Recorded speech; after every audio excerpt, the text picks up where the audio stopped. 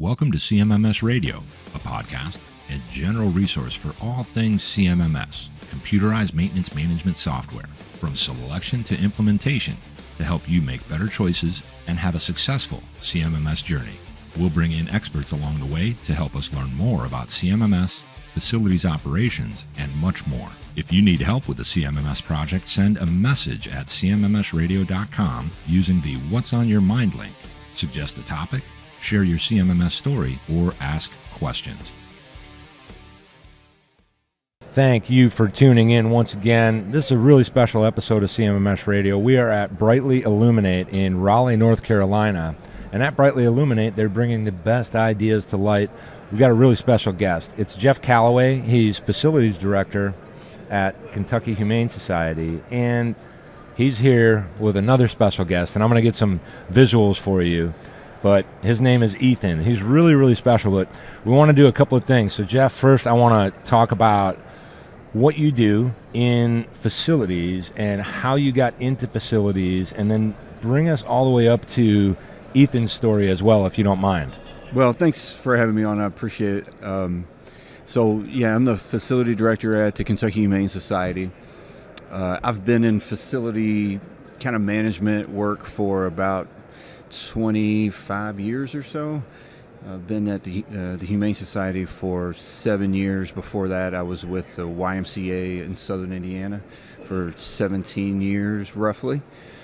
And when I started with the YMCA Southern Indiana, we had a couple buildings, 3 or 4 different off-site things. And so I started looking for software that would really work for work orders, preventative maintenance, and found at the time it was Facility Dude.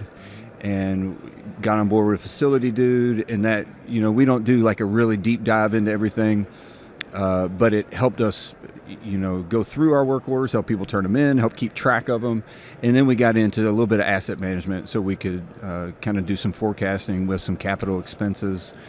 And then moved from there to the Humane Society, where they had no work order system going at all. Their facility department was pretty lacking. In fact, it took me 3 or 4 months just to get people to turn work orders in, because they knew they thought they weren't going to get done if they turned them in. So that's and I've been there for 7 years, and Ethan came along about 3 years ago. So before we get into Ethan's story, when you came in there and they didn't have a system, you knew like right away, I need a system, otherwise we don't know what's really going on. Was that kind of the basic impetus of why you brought a system in over there? Yeah, it drove me crazy. I couldn't. It was hard to. I wanted to keep track of things. Mm-hmm. I like some kind of order with what I'm doing, and so I wanted to keep track of things. And it was basically at that time just send in an email. And the thing I liked the best, there's very little. You can go way deep into the software. But the thing I liked the best was I could enter these people in as requesters. Any change that was made to the work order, they got an immediate email. When it was done, they got an immediate email. And so it was very easy to track, and you can track it by anything you want to, by the person that has done the work, by the location, by the person that requested the work. And I just like running those reports every once in a while just to kind of check it out and see how things are going. Yeah, it's great for accountability. I know for me, just regardless of the system itself, the idea of knowing where are your people, places, and things is useful. And if you don't know that information, you got blind spots. So in facilities management, technology is great as long as you got a way for people to use it that makes sense to them. Then you can get that data so you have that visibility, right? You can see what's going on. Yeah, and it helps me. It's backing to me when I go and I say, okay, this HVAC system is 21 years old. In the last 3 years, we've put $7,000 into it. It's time to get a new one, And so I've got that backing behind me to say, I've got the numbers right there to help me out when I try to go and get better things for better equipment, better things for the Humane Society. Yeah, it gives you that justification that person that actually writes the checks needs to see before they say, okay, I believe you. Yeah, and we've got quite a few older places. Yeah. And we're based in Louisville, and we've got 6 locations in Louisville, and then we have 2 horse farms in Simpsonville because we adopt out cats, dogs, and horses. And a lot of it is pretty old stuff. As a matter of fact, we're in the process of going through design development to build a new building and kind of consolidate some of those other ones and put everything under one roof. That way you get everything brand new. You can start playing that long game instead of all that putting out fires all the time. So now I want to get into this amazing story about Ethan. And, we're going to have some visuals when I put out the episode, but Ethan is just an incredible story. Tell us about Ethan, who Ethan is. He's a dog, but and just the background on him and how this all came to where we are today. Ethan was dumped in the parking lot at the Humane Society on January 29th, 2021. Cold day, it was about 27 degrees. He was dropped off about noon. At that time, we just knew that there was a dog that was, at the time they thought he was dead, in really bad shape. Much later, I sort of got a little bit more background information about him. But the way he came into our life was there was a family that was dropping off donations to the Humane Society. And as they were pulling out of the parking lot, their 11-year-old son named Tatum spotted Ethan in the parking lot. And we were closed for COVID, so there was just a phone number on the door. His parents got out, called the number. They immediately scooped him up.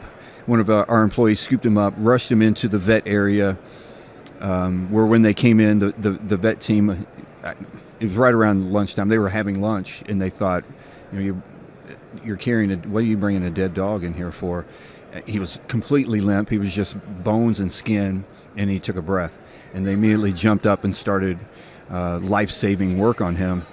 I remember the vet even saying that he was the worst dog she had ever seen that was still breathing. He was, the term she used was actively dying.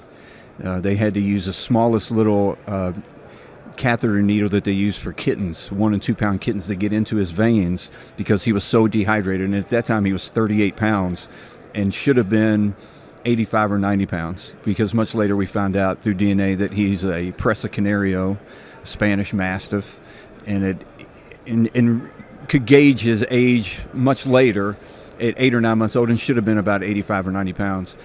They called me as a facility director and said, Jeff, can you check the cameras? Someone just dropped a dead dog off in the parking lot. So I came back, checked the cameras. I saw the car that dropped him off. Unfortunately, you see him, one camera catches him pull in, and they don't pull in, a normal way to a parking spot. They pull perpendicular between two, and they right as they pull in, they go off of one camera. That's where they drop him off. They throw out an old feces, urine-covered bed, and then they throw him on top of it. He's covered in feces, urine, as dirty as you can get. And then I catch him on another camera pulling out. You couldn't get a license plate. You could get a car make and model, but not a license plate. And so through the rumor mill, I heard that he was still alive. And so I popped my head in, and when I popped my head in, he was up on the wet table. They were trying to clean him off. They were trying to give him fluids. They were putting warming blankets on him to try to warm him up. And when I saw him there from 10, 12 feet away, I just knew he was my dog. There was something about it. As soon as I laid eyes on him, I knew he was mine. So I began to text later with the vet, who's a friend of mine, and she told me at that time that they had named him Ethan. Because they felt he had, in their line of work, they just felt he's going to have a much better chance. We have to give him a name.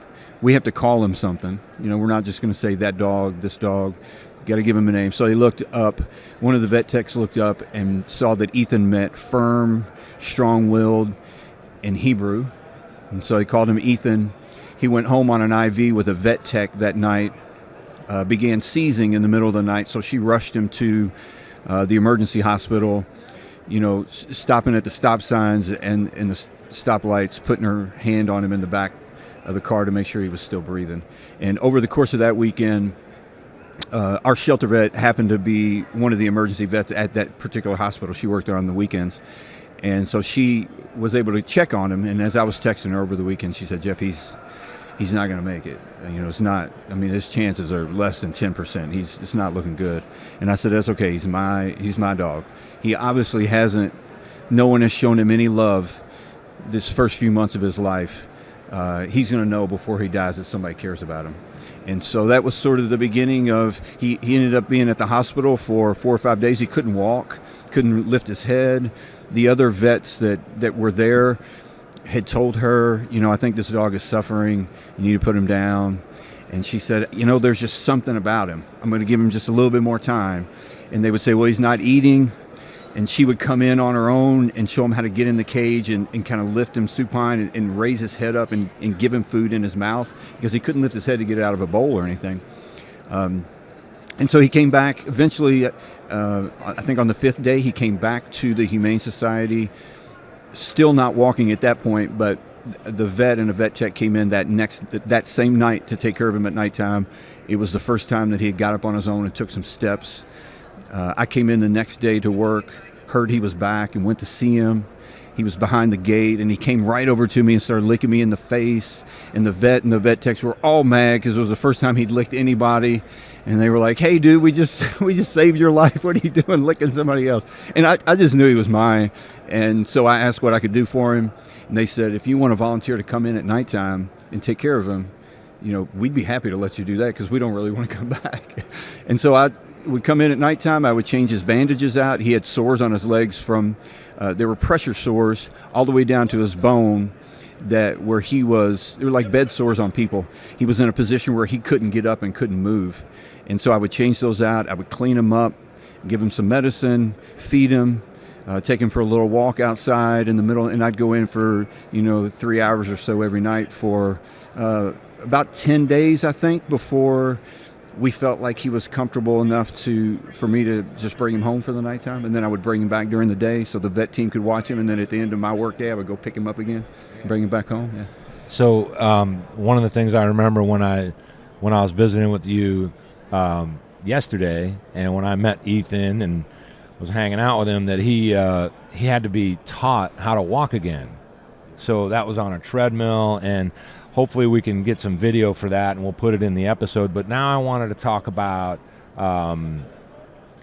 the big plans for Ethan. And Ethan actually has a following of his own. There's some product kind of endorsements or things that he has, and there's some really cool stuff in the background that's been worked on. Can you talk a little bit about that? Yeah. Right now he is.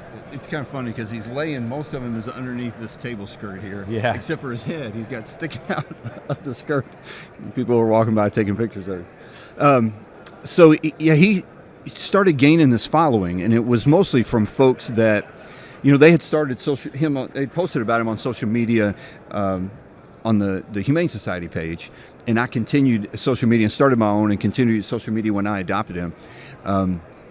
And it was people that were just all over the world that would send me cards, letters, and emails talking about the resilience and the determination and the will to live that he had and how that inspired them in their life. And some of them were, there were days I could only read a couple of them at a time. They were heartbreaking, and you just sit crying reading these things. So I felt an obligation and responsibility to keep him out there and to continue to tell his story, thinking that really what it was doing was just letting the people who knew that had supported him so much, giving back to them so they could see what kind of life he was living and what their good work had done. And it turned into some kind of, I thought was a silly little contest. I thought it would be cool. Bush Beer makes a dog brew, and they were having a contest for a chief tasting officer. And I just thought it was cool to see his picture on a website somewhere. That's why I entered him. I thought, this is going to be really cool. I just want to see his picture up there and his little name. And every time they would post about him. There were hundreds of dogs that entered this. Their social media would just blow up. So then they picked like 10 dogs, and it was like 10 finalists, and they would pick these other dogs, which were fantastic and amazing dogs, and they'd get 10, 12 likes, 5, 6 comments, whatever, and Ethan would have like 3,500 likes and like 1,000 comments. And so eventually they reached back out to me and said that Ethan had won, and he's the chief tasting officer for Bush Dog Brew. And then I saw there was sort of another and he's very well known in the community, in the Louisville community. they've been so kind to us. Almost anything that we go out and do with him, they'll talk about it on the news, or and we've been on several different talk shows in the Louisville area. They've been so nice to us. And so then I saw another contest for American Humane Hero Dog Awards, and I entered him in that contest in the shelter category. They had 7 categories. There was a lot of voting. This voting went on forever. Long story short, he was in the semifinals of the shelter category in the final 3. Another round of voting, and he won that, which meant there were 7. The winner of each category, the 7 dog winners, would get to go to West Palm Beach, Florida, to be on the television show Hero Dog Awards and this huge gala, and they would all get their award, and then that night they would announce an overall winner. And so we went to Palm Beach. It was the first time I got him on an airplane. He did perfectly. We spend a week in Palm Beach. We go to this thing, and I'm thinking how amazing it is that he has won this National Shelter Hero Dog Award. And I'm thinking there's no way he can win the whole thing. I'm just happy exactly where we're at. And they make the announcement, and he was named the 2022 Hero Dog of the Year. We came back to Kentucky and met with Governor Andy Beshear, and he named January Ethan Almighty Shelter Animal Awareness Month. And things have just sort of kind of snowballed with things. We are right now in the midst of the General Assembly in Kentucky, where we're trying to get a law passed that would make the intentional torture of cats and dogs a first offense felony in Kentucky. It has passed the House. Ethan and I will actually be Senate Judiciary, knock on wood, this Thursday morning to testify to try to get it to pass the Senate. And if this can pass in the state of Kentucky, it'll be called Ethan's Law in the state of Kentucky, which is so cool to be able to help more cats and dogs that come from the same situation that he was in.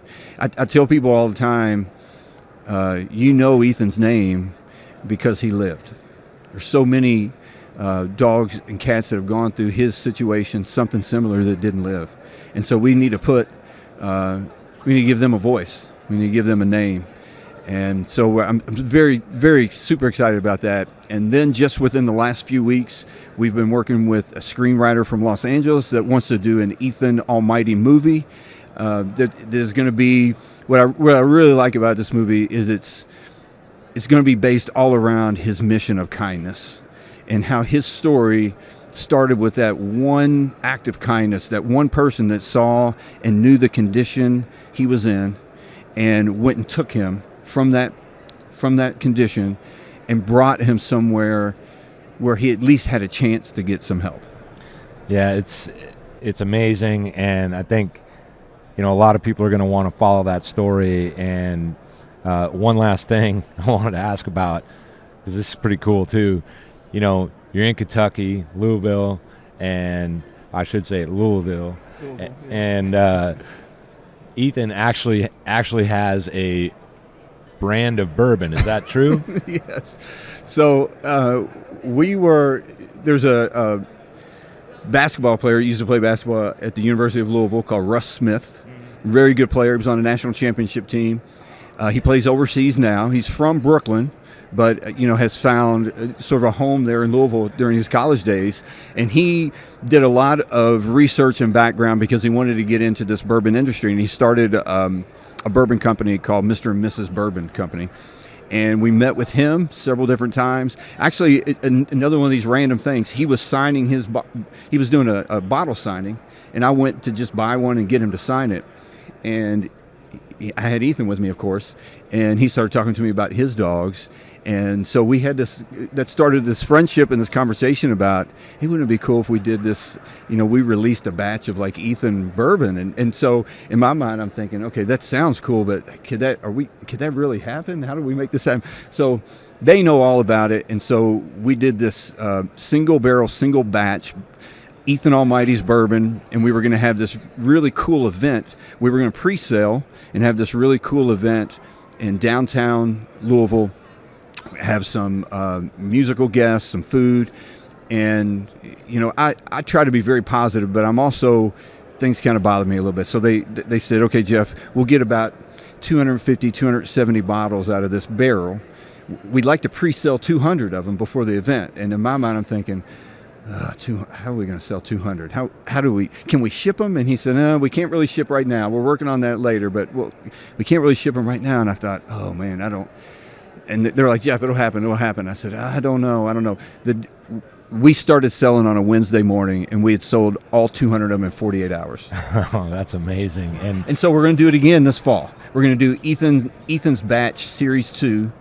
We're going to try and get released right around October, November. So is there any kind of info that we can share if people want to keep an eye out for that and order themselves? Yes, you can.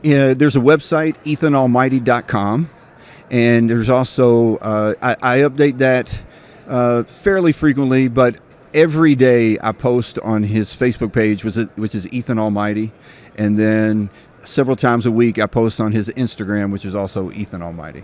All right, we'll get some info put together when we drop this episode, so there's some visuals around it. We're going to see if we can get some extra stuff from Jeff. We'll talk about that offline. And Jeff, you're doing great stuff with facilities, with Kentucky Humane Society, and we also want to encourage people that love dogs and cats and animals of all kinds. Try to support them if you can. Support Ethan. He's awesome. I can't get enough of him. Every place that Jeff takes him, we were at this big old concert last night that they put on for Brightly Illuminate. That's where Marcy Playground played, which was awesome. And he was over there, and he was getting more attention than the band. It was crazy. So, Jeff, I want to thank you once again for spending this time, and it's been an awesome journey to hear about, and we're going to keep watching that. And I hope everybody that follows and listens to CMMS Radio can jump on that bandwagon. Once you see this guy, you're going to fall in love. Thanks, brother. Yeah, thank you for having us on. And please do. The story is, we could have gone hours trying to tell all these really cool details. I think I told you last night, to me, he seems like the Forrest Gump of dogs. Like, just randomly, there's the governor. We run into the governor again. We run into this guy over. It's just sort of the way his story plays out. And so I appreciate you letting me come on and talk about it. 100%, man. I am all about it. Thank you very much. And everybody, thanks for tuning into this episode of CMMS Radio. Did you find this episode helpful? Please send us some feedback, suggest a topic, or ask a question. Reach out to CMMS Radio if you need a co-pilot on your CMMS project. Visit CMMSradio.com and use the What's on Your Mind link. Thank you for tuning in to CMMS Radio, your resource for all things CMMS, from selection to implementation, to help you make better choices, learn from industry experts, and have a successful CMMS journey.